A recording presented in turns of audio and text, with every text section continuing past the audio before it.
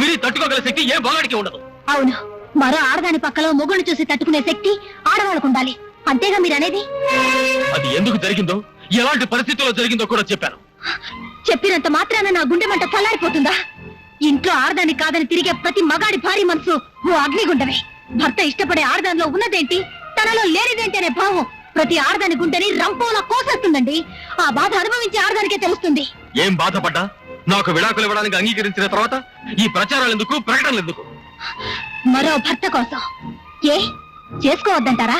చేసుకోకుండా మిమ్మల్ని ప్రియని కలిపి సుమతి లాంటి పతివ్రతాన్ని పేరు తెచ్చుకోమంటారా? మీ మగవాళ్ళు శ్రీకృష్ణులా ఉండాలి, ఆడవాళ్ళు మాత్రం సీతలా ఉండాలి, అంతేగా? నేను చాలా పొరపాటు చేశానని నాకు ఇప్పుడు అర్థమైంది. మట్టి పిసుక్కుంటూ బతికేదాన్ని మహాను. నిజమే, నన్ను మహారాణి చేశారు. ఎంతవరకు? మీ మనసులో ఉన్న పట్టప్రాణి తిరిగి వచ్చే వరకు. ఆ తర్వాత నన్ను వేషం విప్పేసి వెళ్ళిపోమన్నారు. రేపు మరో రాణి వస్తే తనకు